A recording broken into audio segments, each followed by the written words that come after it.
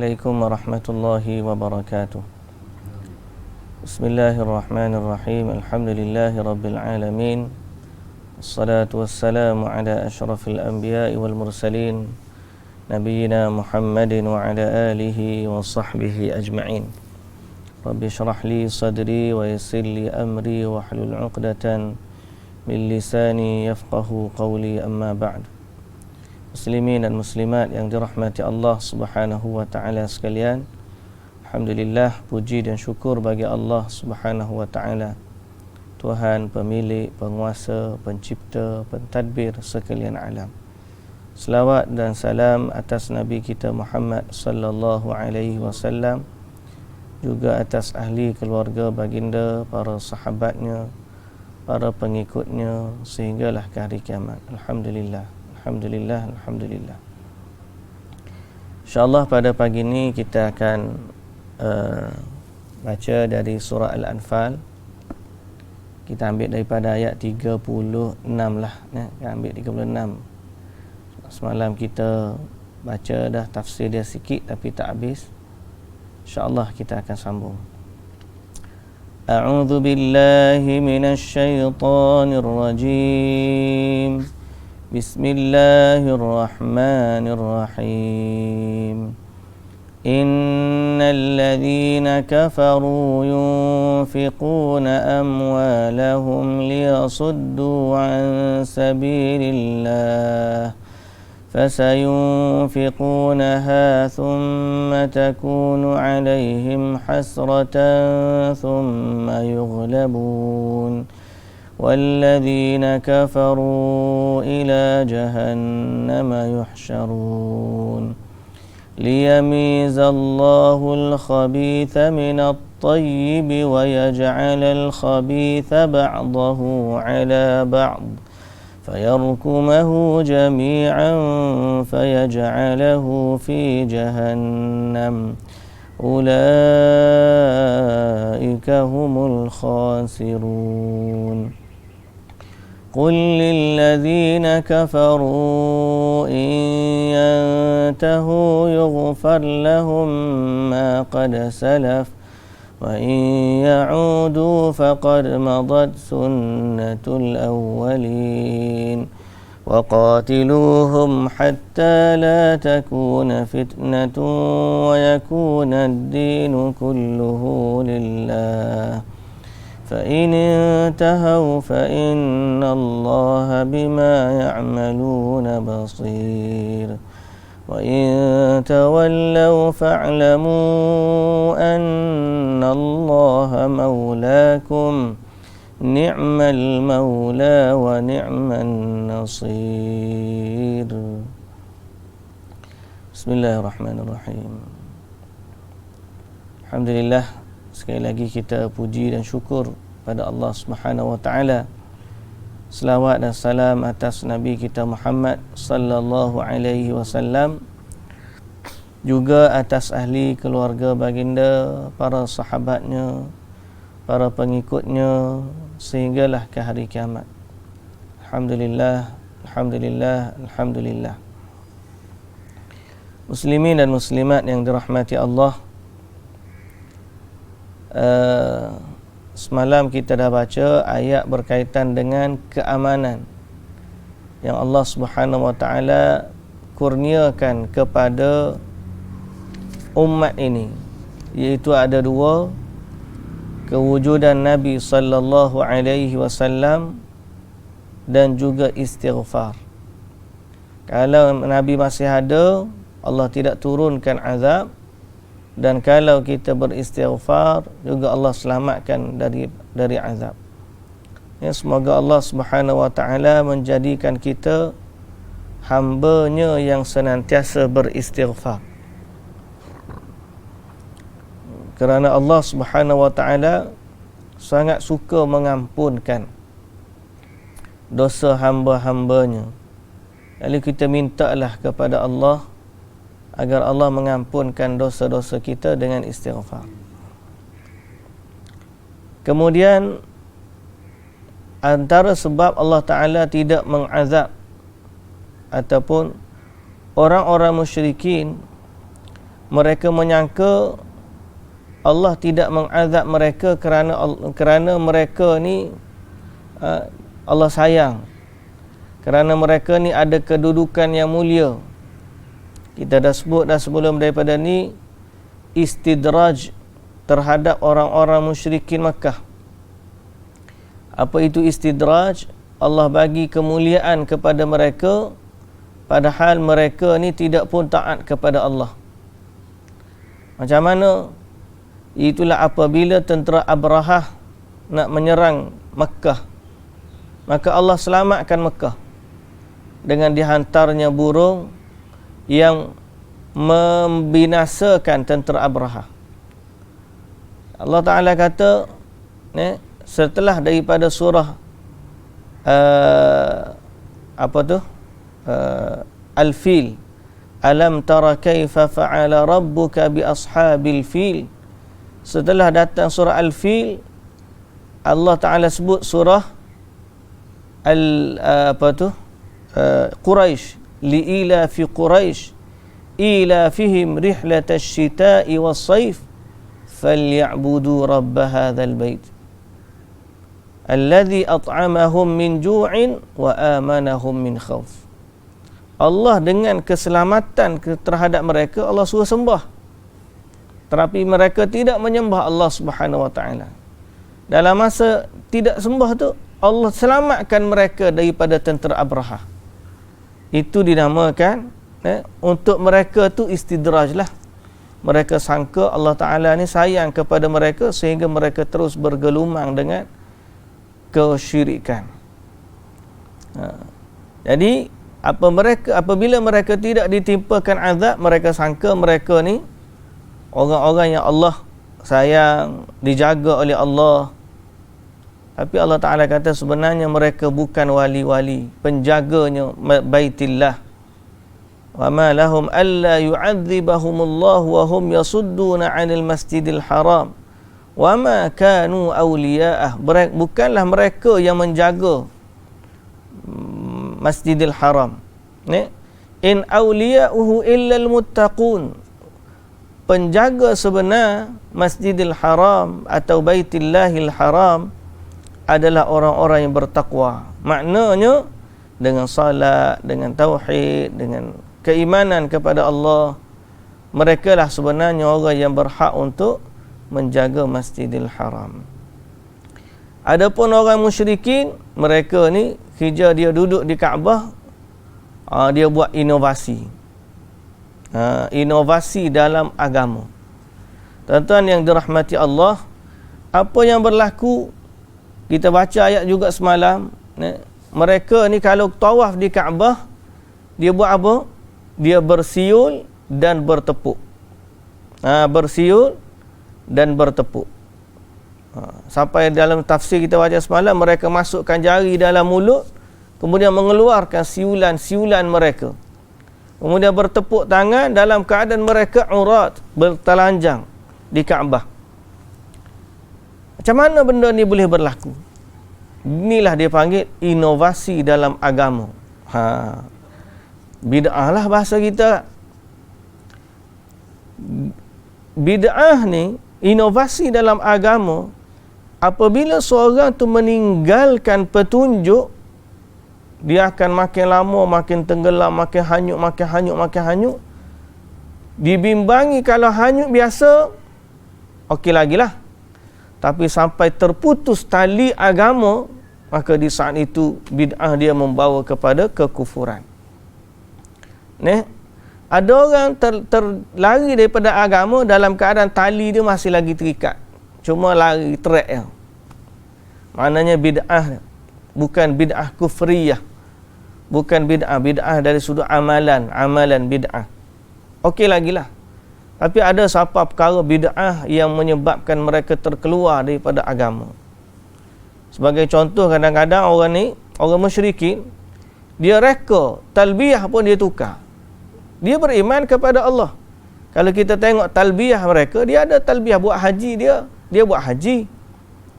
Dia ada talbiyah labbaik Allahumma labbaik, labbaik la syarika laka labbaik. Kemudian labbaik la syarika lak illa huwa syarikun huwalak. Lebih kurang kata tu. Tidak ada sekutu bagimu kecuali sekutu yang layak untukmu. Dalam talbiyah dia tu, dia reka lagi. Dia modify talbiyah. Padahal kita semua tahu Nabi-Nabi dulu buat haji. Nabi Ibrahim seru sekalian buat haji. Kemudian Nabi-Nabi lepas daripada tu buat haji. Nabi Yunus buat haji, dalam hadis Nabi sebut, seakan-akan aku tengok Yunus bin Matta duduk berjalan di sini nak pergi haji, yulabbi, dalam keadaan bertalbiyah. Nabi Musa pun Nabi kata dalam perjalanan dia, seakan-akan aku tengok Nabi Musa lalu sini. Dan Nabi kata kepada sahabat tentang doa Arafah.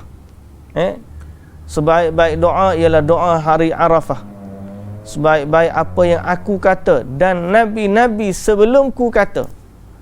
La ilaha illallah wahdahu la syarikalah, lahul mulku wa lahul hamdu wa huwa ala kulli syai'in qadir. Maknanya Nabi-Nabi sebelum ni pun memang buat haji. Jadi macam mana haji Nabi-Nabi tu samalah sepertinya haji Nabi Muhammad sallallahu alaihi wasallam. Mereka berwukuf di Arafah. Orang musyrikin Quraisy dia modify banyak. Talbiyah dia modify. Tawaf pun dia modify. Hatta wukuf pun dia tak pergi wukuf di Arafah, dia berwukuf di Muzdalifah. Orang Quraisy. Orang lain pergi wukuf di Arafah. Orang Quraisy dia wukuf di Muzdalifah. Sebab apa dia kata? Kita ni orang duduk dalam tanah haram, maka kita wukuf pun dalam tanah haram. Mereka banyak buat kerosakan tentang haji. Pasal apa? Mereka ubah agama. Jadi kena beringat, di saat kita tergelincir dari landasan agama, maka boleh menyebabkan seseorang itu terlepas pegangannya dari tali Allah, putus. Kalau terkeluar daripada agama, yang tu kita sangat-sangat bimbanglah. Hari ini ramai orang-orang yang berkata tentang agama tapi mereka menyelisihi agama. Ramai orang cari hakikat Tuhan, ngaji ilmu mengenal diri, mengenal Tuhan, rahsia mengenal diri, hakikat lah, macam-macam disebut dengan nama-nama. Konon-kononnya mereka ni dekat dengan Allah Subhanahu Wa Taala. Tapi sampai satu tahap mereka kata Allah tu menyatu dalam diri dia. Bunyi macam gempak lah. Tapi sebenarnya perkara tersebut tidak diajarkan dalam agama dan dibimbangi boleh menyebabkan seorang itu berkata tentang Allah dalam keadaan mereka tak tahu dan menjadi orang yang dimurkai oleh Allah Subhanahu Wa Taala. Okey. Kita ni orang panggil berpada pada benda yang sunnah lebih baik dari melampau pada perkara yang tidak sunnah. Anak kita ngaji sungguh begini siapa pening nak ngaji, nak memahami hakikat diri dan Tuhan. Pening siapa? Peninglah sebab kita tidak berpandu kepada Al-Quran. Contoh ni kadang-kadang tak perlu terlalu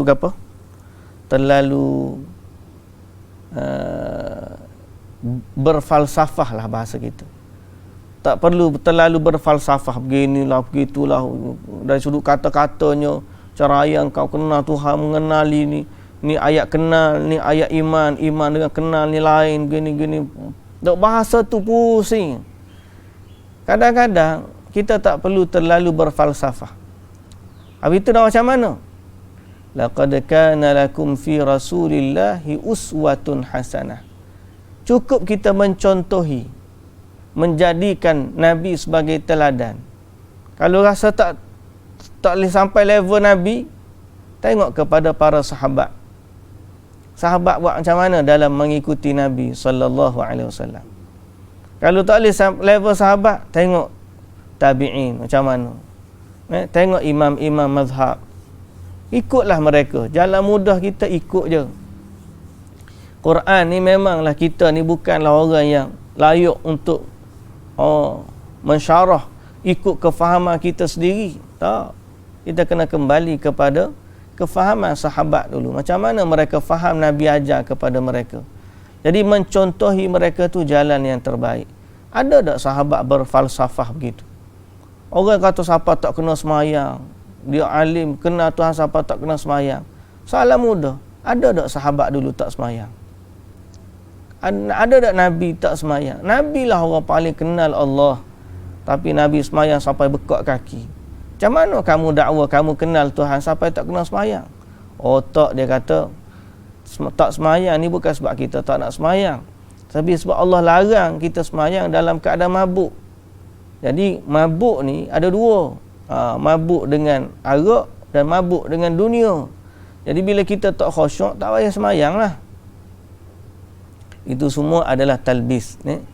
Kita pun bukan khusyuk sangat, banyak benda mengganggu dalam hidup kita. Tapi bertahanlah, berdoa kepada Allah, salat juga, walaupun kita tak khusyuk, kita harap Allah Ta'ala menerima walau sekadarnya daripada kita. Dan Allah mengampunkan daripada kita kekurangan yang berlaku. Tapi kita buat sebab apa?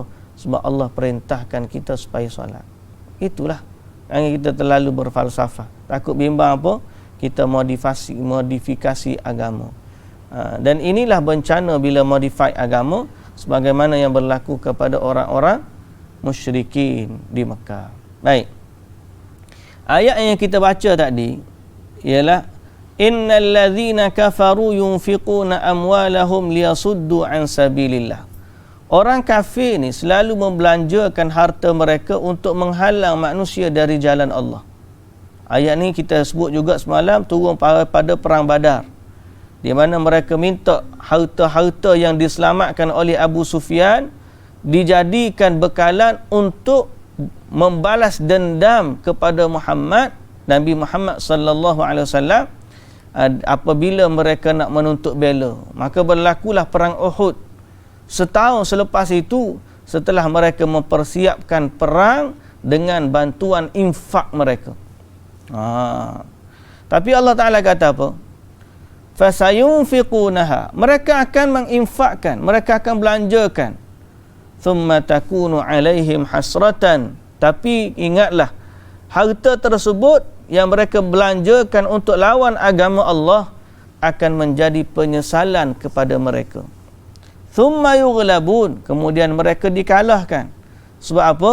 Sebab yang memenangkan dan memberikan kekalahan adalah Allah. Dia infak untuk lawan agama Allah. Memang tak menang lah. Okay? Jadi Allah Ta'ala kata menyesal dan kalah. Menyesal dan kalah. Boleh jadi orang tu dimenangkan di dunia, tapi menyesal di hari akhirat tetap akan berlaku. Walladzina kafaru ila jahannam yuhsyarun. Sebab apa? Kerana orang-orang kafir itu mereka akan dihimpunkan dalam neraka jahannam. Wal'iyadhu billah. Yang inilah yang paling kita bimbang. Kita berdoa kepada Allah agar Allah jaga hati kita. Ya muqallibal qulub, tsabbit qalbi ala dinik. Jagalah hati kami ya Allah. Okey. Liyamizallahu al-khabitha minat tayyib. Kerana apa Allah Ta'ala jadikan mereka tu infak harta? Kerana Allah hendak membezakan golongan jahat dari golongan yang baik, yakni golongan yang beriman. Kemudian Allah Ta'ala jadikan juga orang yang jahat itu bersatu, setengahnya dengan setengah yang lain. Jadi Allah nak himpunkan mereka. Bila buat begitu, adalah jalannya Allah Ta'ala supaya mereka berkumpul dan berhimpun. Fayaj'alahu fi jahannam. Dan seterusnya dimasukkan ke dalam neraka jahannam. Ulaika humul khasirun. Dan mereka itulah orang-orang yang rugi. Mereka itulah orang-orang yang rugi. Muslimin dan muslimat yang dirahmati Allah. Ayat ni juga menunjukkan bahawa Allah jadikan orang kafir ni untuk membezakan antara yang kafir dengan yang mukmin. Berarti Allah menjadikan sifat mereka begitu adalah ujian kepada orang mukmin.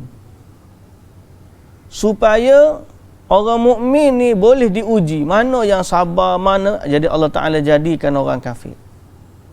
Jadikan pula orang kafir tu lawan kita. Jadikan musuh kepada kita. Supaya apa? Supaya Allah nak membuktikan kepada diri kita. Allah dah tahu dah. Allah nak buktikan kepada diri kita sebagai hujah kenapa kamu ni layak ataupun tidak masuk syurga. Sebab tu kadang-kadang ujian ni, bukan kadang-kadang lah, sifat ujian ni adalah untuk memberikan penilaian kepada kita. Sebagaimana seorang cikgu dia uji anak murid dia di sekolah. Tujuan apa? Sebab nak bagi markah. Boleh tak anak murid tu cikgu bagi lulus belaka? Boleh. Tapi tidak adil lah bagi seorang anak murid yang baik, yang pintar, yang pandai, tiba-tiba dia dapat markah yang sama dengan anak murid yang malas. Betul tak?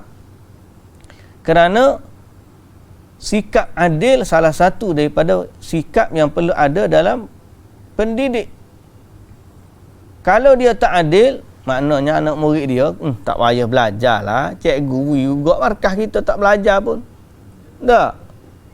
Akhir sekali tak belajar belakang. Cikgu pun bagi markah free belakang.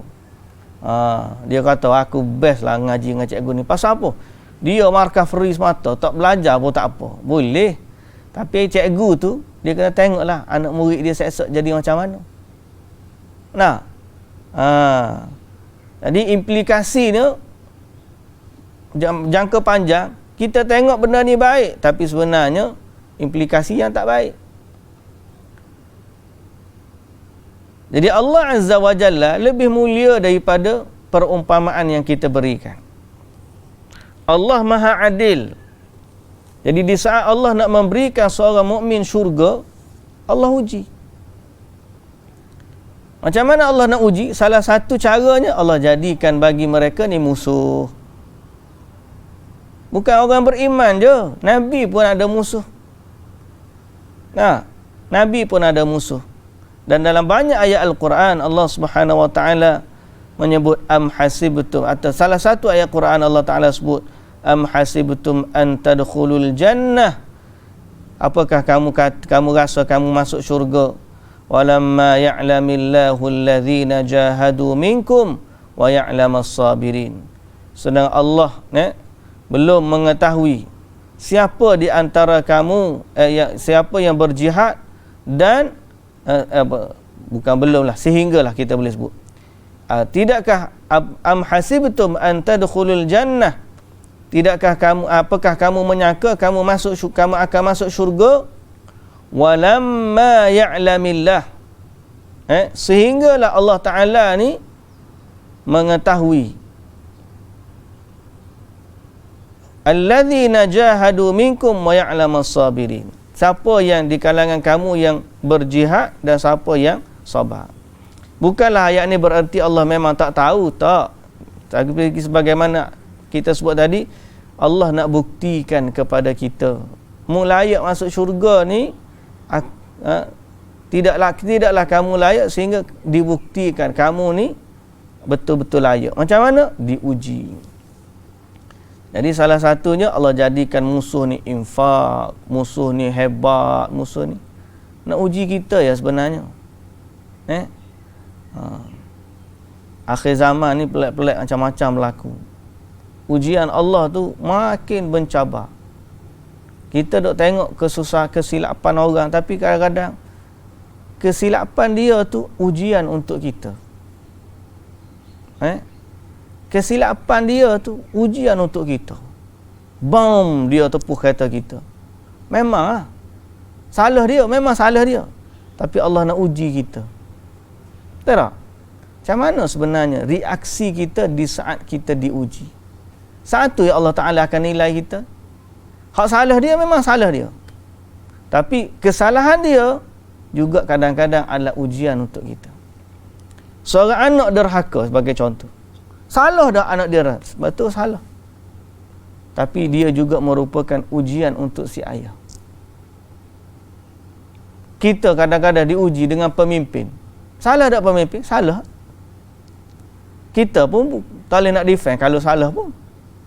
Tapi kadang-kadang kesalahan dia adalah ujian untuk kita. Macam mana reaksi kita, macam mana kita dengan Allah di saat kita diuji dengan pemimpin tersebut. Kita banyak menuding kesalahan pada orang. Orang tu salah, orang ni salah. Tapi kita tak sedar. Sebenarnya, semua orang di keliling kita tu adalah ujian untuk kita. Allah nak tengok kita bagaimana sebagai seorang ayah, bagaimana sebagai seorang suami, bagaimana sebagai seorang jiran, bagaimana sebagai seorang anak, bagaimana sebagai seorang pekerja, bagaimana sebagai seorang sahabat. Orang keliling kita tu, mereka adalah ujian untuk kita. Sebagaimana kita adalah ujian untuk dia. Jadi, sebegitulah juga orang-orang kafir ni adalah ujian untuk orang-orang yang beriman. Adalah untuk ujian untuk orang-orang yang beriman. Liyamizallahul khabitha minat tayyib. Supaya Allah Ta'ala kerana Allah hendak membezakan orang yang jahat dengan orang yang baik. Jadi sebab itu Allah Ta'ala jadikan orang kafir itu mereka mengumpulkan kekuatan, infak harta, perang, berlakunya perang. Tujuannya sebab Allah Ta'ala nak uji orang yang beriman, nak tahu mana yang tahan, sabar dan mana yang tidak. Tapi kesudahan orang yang bersalah duduk mana? Implikasi daripada tu, orang yang beriman, kalau dia sabar, kalau dia taat kepada Allah, dia ke syurga. Orang yang kufur, maka dia akan ke neraka. Di situlah natijah sebenarnya. Jangan lihat kepada dunia. Oh, senanglah dia. Oh, menipu pun. Tak ada orang nak marah kat dia. Nah, itu semua ujian untuk kita. Kalau kita sabar, kita ke syurga. Kalau dia buat jahat, dia mungkin dihukum oleh Allah Subhanahu Wa Taala. Tapi sebaliknya, kalau kita tak sabar, kita tak taat kepada Allah, kita buat sesuatu yang Allah Ta'ala murka, maka di saat itu kita gagal dalam ujian dan akan dihukum oleh Allah Subhanahu Wa Ta'ala. Ulaika humul khasirun, mereka itulah orang-orang yang rugi. Baik. Qul lilladzina kafaru in yantahu yughfar lahum ma qad salaf. Katakanlah wahai Muhammad kepada orang-orang yang kafir itu, in yantahu, sekiranya mereka berhenti dari kekufuran, yughfar lahum ma qad salaf, nescaya akan diampunkan dosa mereka yang telah lalu. Disebut dalam tafsir Targhibul Kuffari fit Taubah. Ayat ini adalah galakkan kepada orang kafir untuk bertaubat. Allah Ta'ala ni kata kepada dalam keadaan lawan tu, Allah Ta'ala suruh kata kepada orang kafir, kalau kamu berhenti daripada kesyirikan, nescaya Allah akan ampunkan dosa-dosa yang telah lepas. Berarti sifat lawan Nabi ni kita ingat balik sifat Nabi memerangi mereka bukanlah nak kerana kebencian atau permusuhan, tak. Tapi supaya mereka kembali kepada Allah. Dalam lawan tu tawarkan keampunan. Kalau kamu bertaubat kepada Allah, Allah akan ampunkan dosa. Okey? In yantahu, sekiranya mereka berhenti dari kekufuran, yughfar lahum ma qad salaf, nescaya akan diampunkan dosa mereka yang telah lalu. Wa in ya'udu, sekiranya mereka kembali, yakni kembali ingkar dan kufur, faqad madat sunnatul awwalin, sesungguhnya telah berlakulah kebinasaan orang-orang yang dahulu kala, yakni kufur, orang-orang yang kufur. Kalau mereka tak berhenti daripada kekufuran, maka kesudahan mereka sama seperti orang-orang dahulu. Okay? Dan ayat ini merupakan salah satu daripada dalil yang menunjukkan bahawa apabila seorang itu masuk Islam, berhenti dari kekufuran, semua dosa-dosa dia yang telah lepas akan diampunkan oleh Allah. Dia jadi seperti bayi yang baru dilahirkan. Sebab Allah Ta'ala kata apa? Yughfar lahum ma qad salaf. Nescaya diampunkan dosa yang telah lalu. Jadi orang kafir kalau berhenti daripada kekufuran, masuk Islam, semua dosa-dosa waktu dia kufur dulu, waktu dia belum Islam dulu, akan diampunkan oleh Allah Subhanahu wa taala. Orang tu pun tanya, Ustaz, kalau gitu untung orang tu, orang hak macam orang kata orang-orang hak duduk di mana, di kalau kita sebut negeri kan apa macam itu kan. Ada orang ni sekelompok manusia, bila orang Islam mari dakwah, dia masuk Islam. Bila orang Kristian mari dakwah pula, dakwah, dia masuk Kristian pula. Orang mari hantar barang, dia masuk agama setiap kali orang. Jadi hari minggu ni Islam masuk, dia masuk Islam. Duduk 2 bulan, pendakwah Kristian pula masuk, dia pun pergi boleh makan, dia masuk Kristian pula. Datang pula pendakwah lain pula mari jajak Islam, masuk Islam pula dia. Berapa kali masuk Islam, berapa kali keluar Islam. Ya, jadi kalau orang kata, Ustaz, macam mana dia orang ni keluar masuk setiap kali keluar dosa, setiap kali masuk diampunkan dosa ke macam mana?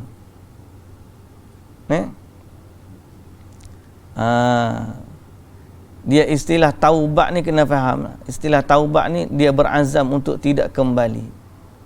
Kalau dia masuk Islam dalam keadaan dia fikir dah, kalau aku masuk ni sebab nak dapat bantuan je. Kemudian kalau tu pendakwah Kristian masuk, kita masuk Kristian pula. Di saat dalam hati dia ada lagu tu, dia belum lagi Islam sebenarnya. Dia belum lagi Islam.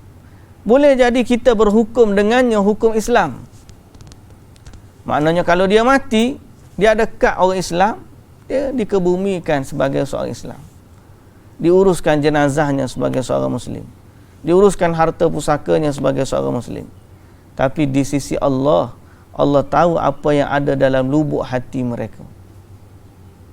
Jadi orang macam ni, kalau dia masuk Islam tidak dengan ikhlas sebab nak barang, maka tidak bermanfaat baginya. Kan kita kata ada 7 syarat untuk orang tu diterima Islam je. 7 syarat untuk orang diterima syahadahnya. Al-ilmu wal yaqinu wal qabulu wal inqiyadu fadri ma aqulu was-sidqu wal ikhlasu wal mahabbah waffaqakallahu lima ahabbah. Wa syurutun sab'atun qad quyyidat wa fi nususil wahyi haqqan waradat fa innahu lam yantafi' qailuha bin nutqi illa haitsu yastakmiluha al-ilmu wal yaqinu wal qabulu wal qiyadu fadri ma aqulu was-sidqu wal ikhlasu wal mahabbah waffaqakallahu lima ahabbah. Disebut dalam syair tu syurutun sab'atun qad quyyidat, ada 7 syarat yang telah disusun.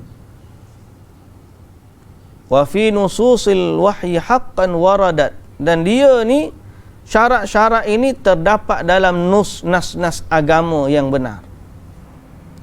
Fa innahu lam yantafi' qailuha, sesungguhnya tidak bermanfaat orang yang mengucapkannya, yakni mengucap syahadah bin nutqi, sekadar sebut di lisan, illa haitsu yastakmiluha, kecuali dia mesti memenuhi 7 syarat tersebut. Jadi disebut apa? Ada 7 syarat yang telah ditetapkan, yang diambil daripada nas-nas agama, yang mana siapa-siapa yang mengucapkan syahadah tidak bermanfaat baginya syahadah tersebut sehinggalah dia memenuhi 7 syarat. Apa dia 7 syarat tersebut? Pertama, al-ilmu. Dia mesti tahu syahadah tu maksudnya apa. Bukan sekadar dia mengucapkan tanpa tahu. Mesti dia tahu. Makna syahadah tu la ilaha illallah, tidak ada Tuhan yang berhak disembah melainkan Allah. Jangan dia ucap aku tak tahu apa ucap ni, ikut je. Tak boleh. Wal yaqin, yang kedua, setelah dia ucap, dia mesti yakin bahawa Allah adalah Tuhan yang berkuasa dan tidak berhak disembah melainkan Allah. Yakin dalam hati dia. Sehingga kalau orang ajak kembali kepada agama lain, dia tak nak. Kita tengok macam mana keyakinan orang-orang yang atau ahli sihir yang beriman dengan Nabi Musa. Sampai diancam bunuh. Padahal baru masuk Islam. Sehingga kita baca dalam kitab tafsir dia sebut ahli sihir Fir'aun, paginya musyrik, petangnya syahid. Paginya musyrik, petangnya syahid. Pasal apa? Sebab mereka tetap dengan agama. Kenapa boleh berlari? Sebab dia yakin. Yang ketiga, al-ilmu wal yaqin wal qabul. Qabul ni maknanya menerima. Menerima. Terima apa? Terima semua yang dibawa oleh Islam. Terima apa yang diperintahkan oleh Allah. Maknanya kita bukan kata aku ni nak mengucap je, tapi dalam aku Islam aku tak nak praktis. Dia tak boleh. Dia mengucap la ilaha illallah, semua package tu kena terima belaka. Allah Ta'ala kata, ya ayyuhalladzina amanu dukhulu fis-silmi kaffah. Wahai orang yang beriman, masuklah Islam secara keseluruhan. Dalil nak masuk sikit-sikit. Aku nak bahagian solat je, puasa aku tak nak. Atau dia kata aku nak solat dan puasa je, zakat aku tak nak. Ataupun dia tak nak haji, ataupun dia menolak sebahagian daripada Islam, tak boleh. Al-ilmu, ilmu, yaqin, qabul. Wal inqiyad, inqiyad ni patuh kepada perintah Allah. Wasidqu, benar. Sidqu ni benar. Ada yang kelima, sidqu, benar. Benar ni apa? Maknanya benar daripada hati dia, ikhlas. Benar daripada hati, bukan ikhlas lain. Benar ni maknanya serupa apa yang di lisan dengan apa yang di hati. Dia mengucap tu, dalam hati dia pun mengucap juga. Bukan dalam hati dia kata tak apalah nanti kita masuk Islam sebab boleh bantuan. Orang kafir masuk, orang kita jadi kafir pula, Kristian pula, dapat bantuan lagi. Jadi dalam hati dia ni tak ada yang membenarkan. As-sidqu wal ikhlas. Ikhlas ni maknanya ikhlas lah. Masuk Islam tu betul-betul kerana Allah, bukan kerana bantuan, bukan kerana sebab nak kahwin, bukan sebab wal mahabbah. Mahabbah ni maknanya apa? Cinta sayang kepada Allah. Takkanlah kerana bantuan sikit dia nak tukar agama. Jadi saya katakan kembali, betul dalam Quran, dalam hadis sebut, setiap kali orang masuk Islam, siapa-siapa masuk Islam, maka diampunkan dosa-dosanya yang telah lepas. Tapi kepada orang yang benar-benar Islam dengan 7 syarat tadi. Adapun kalau dia ni jenis orang masuk bantuan, masuk Islam kejap, lepas tu Kristian mari, pendakwah mari gak mengucap lalu, dia masuk Islam. Setiap kali pendakwah masuk, panggil orang kampung, ni 10 orang nak masuk Islam, dia pun masuklah Islam. Dia orang tu kadang-kadang IC pun tak ada, rekod pun tak ada. Siapa nak tahu, nak bagi tahu berapa kali dia masuk Islam? Tak ada orang boleh bagi tahu rekod. Pasal IC dia pun tak ada. Maka urusan orang ni antara dia dengan Allah. Antara dia dengan Allah. So kalau zahirnya, kalau dia masuk Islam tak cukup syarat, maka tak berlakulah keampunan daripada dosa-dosa yang lepas. Boleh faham? Kalau dia tu murtad, sebaliknya kalau dia masuk Islam kemudian murtad, maka habislah juga amalan kebaikannya. Ada gitu. Kalau orang kafir masuk Islam, terhapuslah yang dahulu daripadanya dari keburukan. Tapi kalau seandainya orang Islam tu murtad, faqad habita amaluhu, terhapuslah amalan kebaikannya. Wa huwa fil akhirati minal khasirin, dan dia termasuk dari kalangan orang yang rugi. Okey. Dalam Islam, habis itu kalau kita ni kalau dah masuk Islam, macam mana nak ampunkan dosa? Taubat. Taubat. Jadi permulaan Islam, dosa dah diampunkan. Kemudian dalam Islam, andai berlaku lagi dosa, bertaubatlah. Maknanya seolah-olah kita kembali kepada Allah, kita reset diri kita kembali kepada Allah, maka setiap kali kita bertaubat, Allah ampunkan dosa. Tak perlu keluar agama kemudian masuk balik nak dapatkan keampunan tadi. Tak. Taubat. Keluar agama ni masalah, bahaya. Wa in ya'udu faqad madat sunnatul awwalin. Lalu Allah Taala kata, wa qatiluhum hatta la takuna fitnah, dan perangilah mereka sehingga tidak ada lagi fitnah. Okey. Wa yakuna ad-dinu kulluhu lillah, dan sehingga menjadilah agama itu seluruhnya bagi Allah semata-mata. Iaitu Allah memerintahkan Nabi supaya memerangi manusia sampai mereka ni beriman kepada Allah.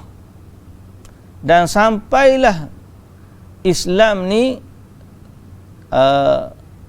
tersebar dan tidak ada orang yang mensyirikkan Allah Subhanahu wa taala. Itu maknanya dakwah ni tak akan berhenti lah. Pasal apa? Sebab matlamat tu Allah Ta'ala perintahkan, tapi secara sunnatullah tetap ada orang yang kufur kepada Allah. Okay? Rawal Bukhari an Ibn Umar anna rajulan jaa faqala ya Aba Abdurrahman ala tasna' ma dhakara Allah fi kitabih wa in ta'ifatani minal mu'minina iqtatalu al-ayah fama yamna'uka alla tuqatil kama dhakara Allah fi kitabih faqala ya ibn akhi a'iru bihadhihi al-ayah wa la uqatil uhibbu an ahabba ilayya min an أعير بالآيات التي يقول الله تعالى ومن يقتل مؤمنا متعمدا إلى آخر الآية قال فإن الله تعالى يقول وقاتلوهم حتى لا تكون فتنة قال ابن عمر قد فعلنا على عهد رسول الله صلى الله عليه وسلم إذ كان الإسلام قليلا وكان الرجل يفتن في دينه إما أن يقتلوه وإما أن يوثقوه حتى كثر الإسلام فلم تكن فتنة فلما رأى أنه لا يوافقه فيما يريد قال فما قولكم في علي وعثمان قال ابن عمر أما قولي في علي وعثمان أما عثمان فقد كان الله قد عفى عنه وكرهتم أن يعفو الله عنه وأما علي فابن عم رسول الله صلى الله عليه وسلم ختنه وأشار بيده وهذه ابنته أو بنته حيث ترون وعن سعيد بن جبير قال خرج علينا أو إلينا ابن عمر رضي الله عنهما فقال كيف ترى في قتال الفتنة قال وهل تدري ما الفتنة كان محمد صلى الله عليه وسلم يقاتل المشركين وكان الدخول عليهم فتنة وليس بقتالكم على الملك atau على الملك وهذا كله سياق البخاري رحمه الله وقال الضحاك عن ابن عباس wa qatiluhum hatta la takuna fitnah, yakni la yakunu syirk. وكذا قال أبو العالية ومجاهد والحسن وقتادة والربيع عن أنس والسدي ومقاتل ابن حيان وزيد بن أسلم. وقال محمد بن إسحاق بلغني عن الزهري عن عروة بن الزبير وغيره من علمائنا حتى لا تكون فتنة، أي حتى لا يفتن مسلم عن دينه. قال ابن عباس قال يخلص التوحيد لله، يعني ويكون الدين كله لله. Panjang, cara dia panjang ni. Tuan-tuan pun dengar ustaz baca gapo ni tu. Panjang ni penting. Saya baca tu penting lah. Kalau yang umumnya kita boleh baca separuh tu, selip kita lalu kita sebut. Tapi dalam ayat ni ulama tafsir bincang panjang tentang perkataan fitnah. Kalau kita kata waqatiluhum hatta la takuna fitnah, perangilah mereka sehingga tidak ada lagi fitnah. Mana kita perang ni, kita berjuang ni untuk menghilangkan fitnah. Jangan kita berperang untuk jadi menimbulkan fitnah. Jadi untuk menimbulkan fitnah. Macam mana? Fitnah ni maksud apa? Fitnah ni ujian dalam agama. Ujian terhadap agama. Ujian dalam agama dan ujian terhadap agama. Orang kafir mengancam agama. Jadi dilawan mereka supaya tidak memberikan ancaman terhadap agama. Itu maksud fitnah di sini. Maka ada orang tanya Ibnu Umar radhiyallahu anhu, apabila berlakunya fitnah di zaman Uthman bin Affan radhiyallahu anhu. Bila berlakunya fitnah di zaman Uthman, ramai orang nak memberontak terhadap Uthman. Sampai puak-puak Khawarij tu datang berkumpul di Madinah membantah Sayyidina Uthman bin Affan radhiyallahu anhu. Termasuklah dari kalangan mereka yang membantah anak-anak daripada sahabat. Anak-anak daripada sahabat. Salah seorangnya anak kepada Abu Bakar As-Siddiq radhiyallahu anhu sendiri. Tapi penghujung kisahnya, dia akhir sekali dia kembali, padahal dia masuk dalam rumah Uthman tu, termasuk di kalangan orang yang nak bunuh Uthman. Sehingga Uthman kata, mu ingat aku ni, maknanya dia ingatkan balik aku dengan Abu Bakar. Sehingga akhirnya anak Abu Bakar As-Siddiq, Muhammad kan nama dia, akhir sekali berundur, tapi geng-geng dia lain membunuh Uthman. Fitnah. Tapi waktu berlaku fitnah tu lah orang tanya Ibnu Umar. Orang tanya Ibnu Umar radhiyallahu anhuma. Ni anak sahabat jugalah. Malah dia pun sahabat Nabi juga, Ibnu Umar ni radhiyallahu anhu. Dia kata apa? Ada seorang tanya kepada dia,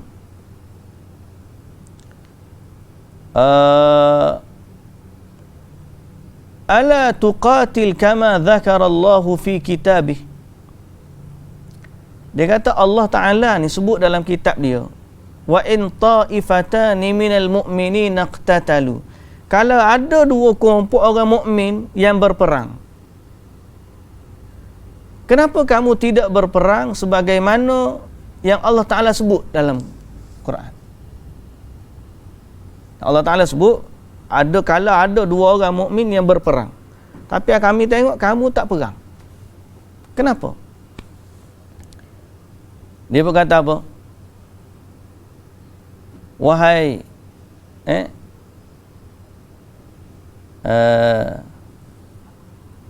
aku berperang, aku berpegang dengan ayat ni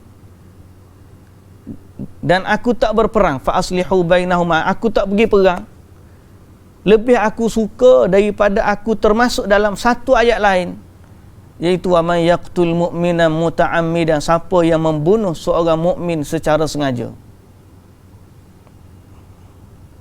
Lepas tu dia tanya lagi,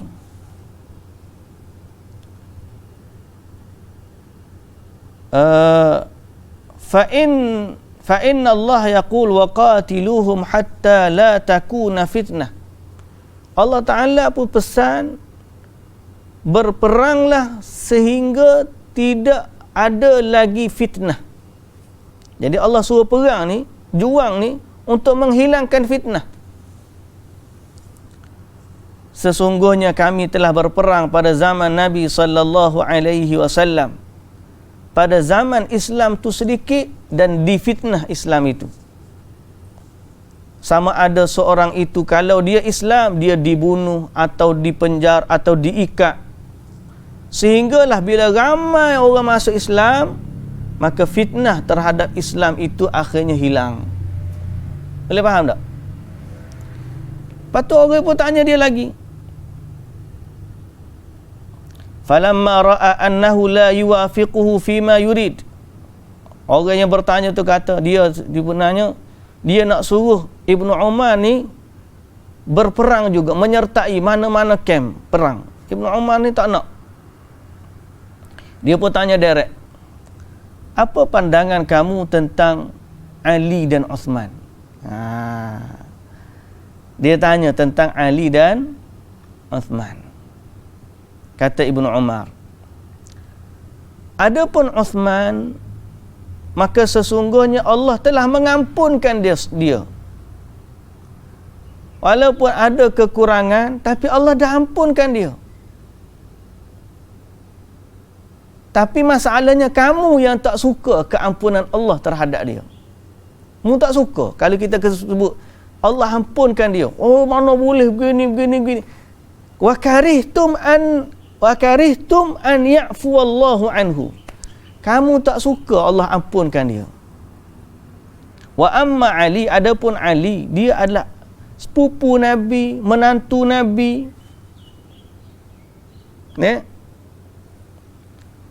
Dan dia pun tunjuk anak Nabi ni, tu anak Nabi. Dia tunjuk kepada Fatimah sebagai anak Nabi, isteri kepada Ali. Pun kamu tak setuju juga. Jadi kamu ni sebenarnya, kamulah yang menimbulkan fitnah. Ayat ni Allah Ta'ala suruh kita ni, kalau nak berjuang, biarlah berjuang untuk menghilangkan fitnah dalam agama. Semalam saya duduk bincang dengan sahabat-sahabat Allah. Kita lah ni kebetulan lah, sehari dua hari ni hangat tentang isu perlembagaan, isu politik, isu macam-macam lah. Jawapan saya mudah ya. Urusan ni serahlah kepada Allah. Maknanya kita orang awam ni doa kepada Allah. Ya Allah, jadikanlah orang yang baik memimpin kami. Dan serahlah kemudian kepada kebijaksanaan. Kita ada pemimpin yang paling tinggi, iaitulah yang di-Pertuan Agong.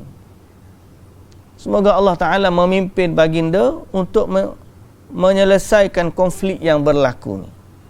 Sebab kita orang awam ni, kita ikut je apa yang berlaku ni. Siapa pun lantik jadi PM lepas ni, interim ke tak interim ke macam mana pun, kita ni ikut je. Sebagai rakyat kena taat je. Tak? Tapi ada orang tak puas hati. Dia kata doa saja tak cukup. Doa pun doa juga, tapi kena usaha lah. Masalahnya usaha kita, apa usaha kita? Kalau usaha kita tu menimbulkan fitnah, pergi buat huru-hara, ajak orang turun ke jalanan. Kalau tak ada Covid ni, rasa turun ke jalanan dah. Sebar dalam WhatsApp berita-berita palsu, caci maki. Tu ke cara dia untuk hilangkan fitnah tu? Bila saya kata hati-hati kerana berlakunya fitnah pembunuhan Sayyidina Uthman radhiyallahu anhu adalah kerana sifat gelojohnya Khawarij dalam membetulkan pemimpin. Dia balas balik, dia kata apa? masalahnya PN bukan Khalifah, bukan Sayyidina Uthman. Dia jawab kau tu pula. Aduh. Saya pun kata PH pun bukan Sayyidina Ali. Kita bukan nak kata PN tu Uthman, PH tu Ali, tak. Kita nak kata jangan gelojoh dalam membetulkan pemerintahan. Isunya di situ. Isunya jangan sampai menimbulkan fitnah terhadap negara dan juga agama. Agama dan negara. Timbul fitnah ni macam mana? Timbul fitnah. Benda yang kita harapkan belum tentu kita dapat. Kita ni nak membetulkan, nak jatuhkan dia supaya apa? Nak ganti dengan pemimpin yang lebih baik. Tapi sejarah telah membuktikan berapa banyak dah pemimpin yang dijatuhkan dan yang naik selepas daripada tu tetap kita tak puas hati. Tak puas hati juga kita. Sampai bila? Sampailah kita kembali kepada Allah. Nak buat macam mana? Jangan kata pemimpin ni bukan kita tukar baju. Setiap kali tukar pemimpin dasar dia berubah, gapo semua berubah. Ingat senang ke? Kita tengah dalam keadaan pandemik. Macam-macam benda nak kena buat keputusan. Kalau bertukar pemimpin, nak ubah dasar ni, bukan berlaku sehari dua hari. Bukan hari ni lantik, esok selesai isu COVID dah. Dia nak kena akad supah, dia kena buat kabinet baru, dia kena begini, buat meeting baru pula. Orang panggil buat kerja daripada awal semula. Sembang mudah. Sebab kita tidak memimpin.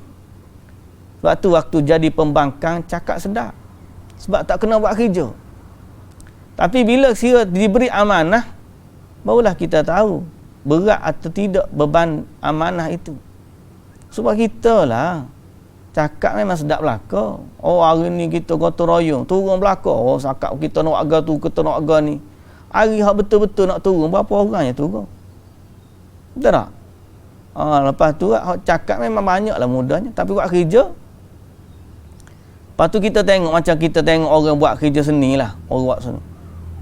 Dia tu jual mahalnya. Tak. Padahal aku tengok dia buat macam tu, conteng-conteng sikit je.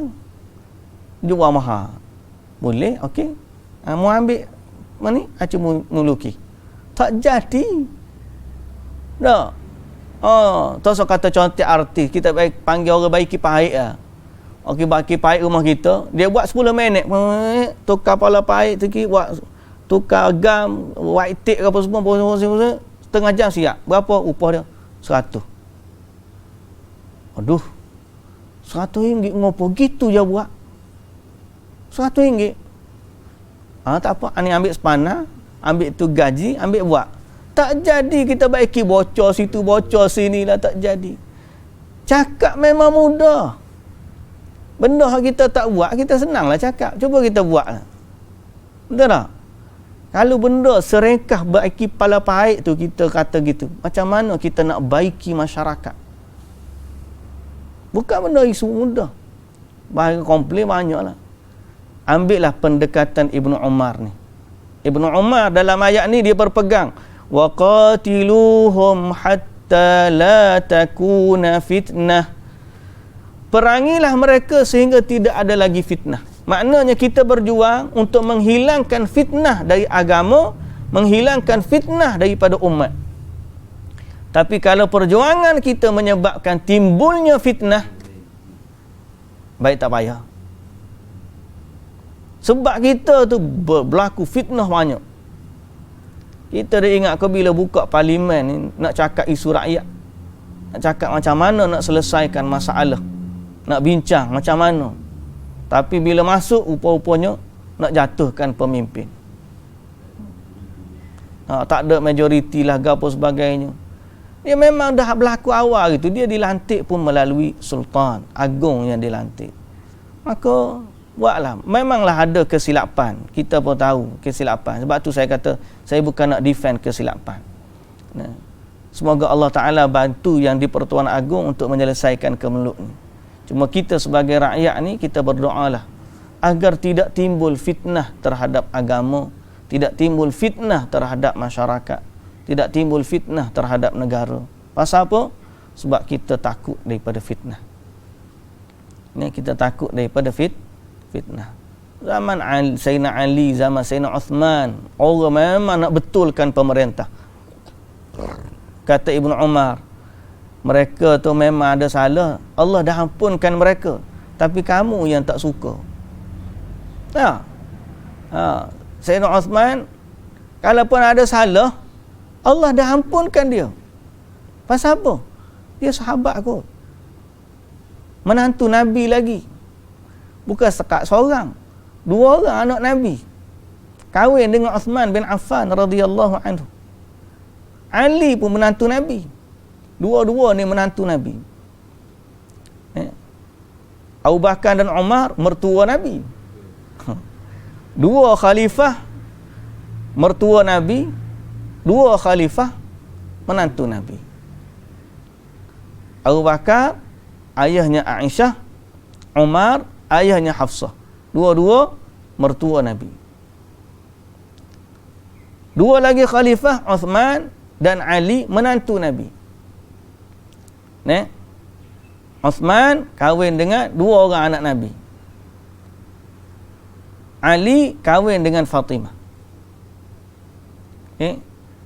Dua-dua orang. Tapi Allahu Akbar, zaman tu fitnah pun dah berlaku. Zaman kita apatah lagi. Habis tu macam mana ustaz? Macam mana tak macam mana? Pertama, kita kena kembali kepada Allah. Yang kedua, mendoakan pemimpin kita. Yang paling besar kita kena doakan ialah yang di Pertuan Agong kita. Kerana dialah ketua yang paling besar, dialah ketua utama negara, dan pada tindakannya lah Allah Subhanahu Wa Taala akan memutuskan urusan. Mana kita tengoklah macam mana, doakanlah agar Allah Subhanahu Wa Taala melindungi, menjaga, memberi taufik kepada yang di Pertuan Agong. Adapun parti-parti politik ni berubahlah dia setiap masa. Kadang-kadang begini, kadang-kadang begitu, lompat sini, lompat sana. Kita pun nak buat macam mana? Baiklah kita ni duduk ngaji Quran, doa. Ada kata ustaz tak usaha tak boleh. Usaha dah tu. Tak? Lepas tu nak buatlah macam mana? Nak buat macam mana lagi? Nak suruh kita komen dalam Facebook. Hak komen dalam Facebook tu, dia nak dengar kau komen kita. Dia nak dengar kau komen kita. Dia pun tak baca-baca komen kita. Akhir sekali yang berlaku apa? Kita dengan kawan kita duk bergaduh, dia orang kat parlimen minum kopi semeja. Tak? Kita habis nak beranak bergaduh sebab fitnah ni. Nasib baik tak berlaku perang saudara je. Pasal kita ni alhamdulillah ada Agong Ada orang share gambar parlimen di Taiwan, gambar parlimen di Afrika duk bergaduh dah. Kita nak ke keadaan macam tu berlaku? Kita seronoklah, perang lawan. Andai kata berlaku sungguh, kalau huru-hara tu berlaku, orang yang hidup zaman huru-hara dia tahulah. Berlaku zaman komunis dulu macam mana, zaman 13 Mei dulu macam mana. Zaman fitnah ni kita kena elak. Bila dia dah berlaku, kita pun tak boleh nak tolak. Jadi sebab tu ayat Quran ni kata waqatiluhum, perangilah mereka hatta la takuna fitnah, sehingga tidak menimbulkan lagi fitnah terhadap agama. Ayat ni turun kepada orang kafir. Tapi Ibnu Umar radhiyallahu anhu, saya sebut ni Ibnu Umar, jangan pula ustaz tu kata ayat ni orang kafir ustaz ni. Ibnu Umar radhiyallahu anhu ditanya tentang persengketaan zaman Uthman dan zaman Ali, maka dia baca ayat ni supaya apa? Supaya kita ni tidak menimbulkan fitnah.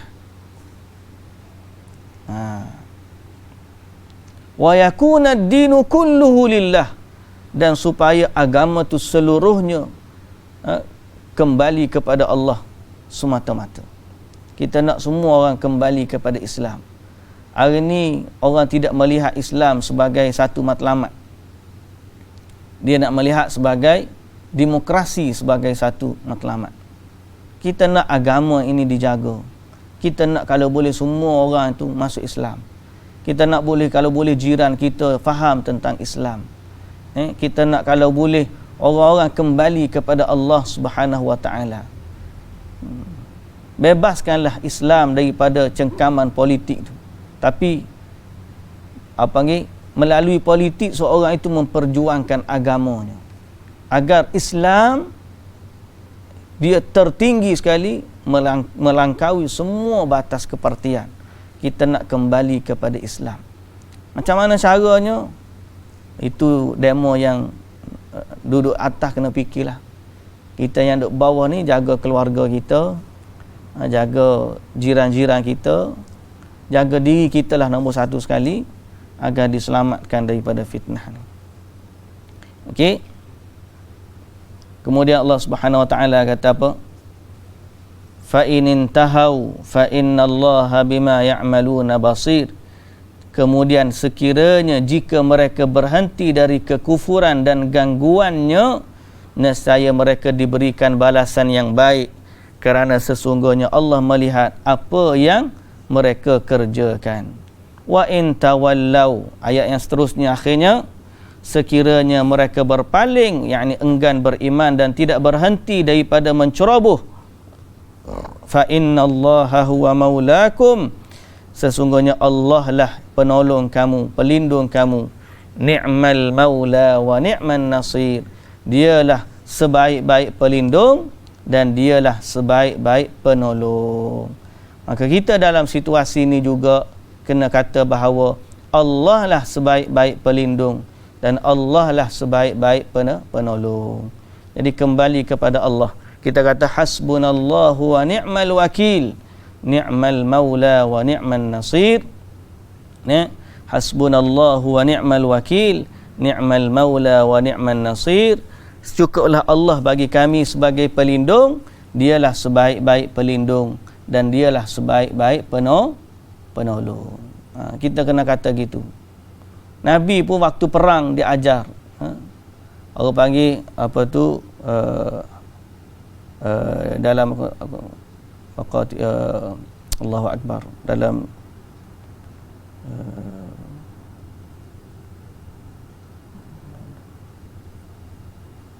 hasbunallah wa qalu hasbunallahu wa ni'mal wakil. Wa qalu hasbunallahu wa ni'mal wakil fanqalabu bi ni'matin minallah. Ayat tu tentang apabila dia melihat musuh, dia kata hasbunallahu wa ni'mal wakil. Jadi kita pun kena kata gitu juga. Serahkan urusan ni kepada Allah, kemudian kepada pemimpin-pemimpin umat Islam.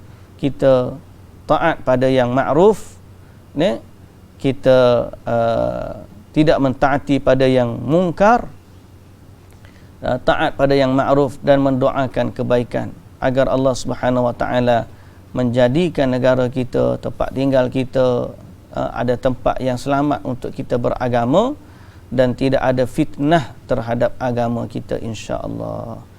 Fitnah ni bukan sekadar dari keselamatan, tapi fitnah dari sudut agama lebih luas, sebagaimana kita kata berlakunya LGBT, berlakunya pluralisme, berlakunya liberal, pemikiran-pemikiran liberal, ramainya anak-anak muda jadi ateis. Itu semua fitnah dalam agama. Jadi kita harapkan agar Allah Subhanahu wa taala menghilangkan fitnah ni. Jalannya tidak lain dan tidak bukan kita semua kembali kepada Allah Subhanahu wa taala. Hasbunallahu wa ni'man nasir, ni'mal maula wa ni'man nasir. Baik. Hasbunallahu wa ni'mal wakil, ni'mal maula wa ni'man nasir. Baik. Kita berhenti setakat tu, insya-Allah kita sambung pada besok hari. Wallahu taala alam. Subhanaka, kita sambung hari Isnin lah. Wallahu ta'ala alam. Subhanakallahumma wa bihamdik, asyhadu an la ilaha illa anta, astaghfiruka wa atubu ilaik. Assalamualaikum warahmatullahi wabarakatuh.